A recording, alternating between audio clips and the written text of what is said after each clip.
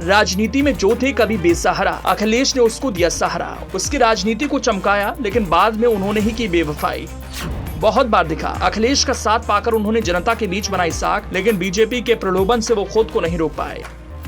अखिलेश बनाते हैं नेता, जब वो बनते हैं ट्रम्प कार्ड छीन लेती है बीजेपी। जानी कब कब अखिलेश का दल टूटा। बीजेपी भले ही दुनिया की सबसे बड़ी पार्टी हो, लेकिन यूपी में उन्हें अखिलेश के पाठशाला से निकले ही नेता बहुत रास आते हैं।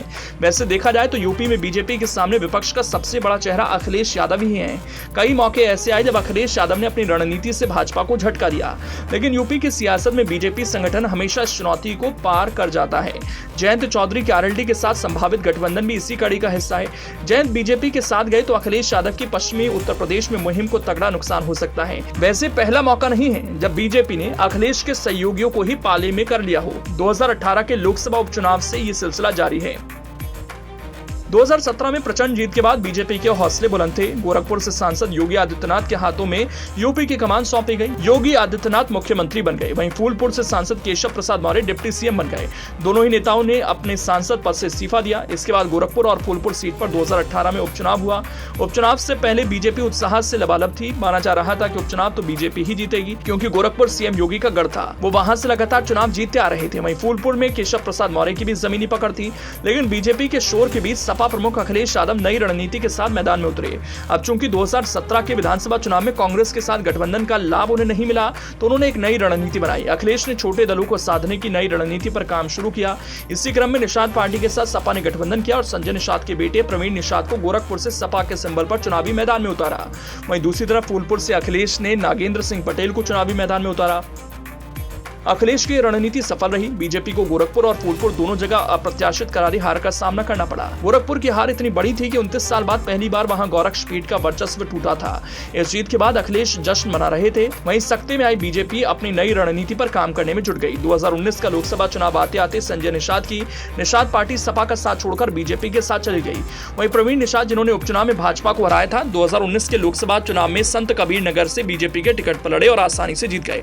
जाहिर है बीजेपी ने अखिलेश यादव के सियासी इन्वेस्टमेंट को अपने पाले में लिया। एक तरह से अखिलेश को बीजेपी की ओर से पहला झटका था। इसके बाद 2022 के चुनाव आते आते अखिलेश ने अपने कुनबे में फिर से छोटे दलों को जोड़ने पर ध्यान केंद्रित किया। इसी क्रम में उन्होंने एक तरफ अपना दल कमेरावादी की पल्लवी पटेल का साथ लिया, वहीं ओम प्रकाश राजभर की सुभाषपा को जोड़ा। अखिलेश के ओम प्रकाश राजभर को जोड़ने की रणनीति अच्छी मानी गई, क्योंकि 2017 विधानसभा चुनाव में बीजेपी के साथ राजभर गठबंधन में थे और 4 सीटें उनके खाते में आई थी। वो बीजेपी सरकार में मंत्री भी बनाए गए, लेकिन अनबन होने के चलते बीच में ही गठबंधन से दूर हो गए। 2022 में अखिलेश ने उन्हें सपा के साथ गठबंधन में शामिल किया। इस चुनाव में दोनों दलों को लाभ हुआ। ओम प्रकाश राजभर की सीटें बढ़कर 6 हो गई। यही नहीं, गाजीपुर से आजमगढ़ तक सपा के प्रदर्शन में ओम प्रकाश राजभर के साथ गठबंधन का विशेष योगदान भी माना गया। लेकिन चुनाव बाद बीजेपी ने ओम प्रकाश राजभर को पाले में लाने की जुगत भिड़ाई और आखिरकार राजभर की पार्टी सुभाषपा एक बार फिर से एनडीए में वापसी कर चुकी है। प्रमुख दलों की बात करें तो अखिलेश यादव इस समय यूपी में कांग्रेस राष्ट्रीय लोकदल के साथ आगे बढ़ रहे थे। लोकसभा चुनाव से पहले सपा की तरफ से 7 सीटें आरएलडी को देने की बात आई। अखिलेश यादव की तरफ से कांग्रेस को भी 11 सीटें देने की बात कही गई। हालांकि कांग्रेस की तरफ से कोई पुष्टि नहीं हुई।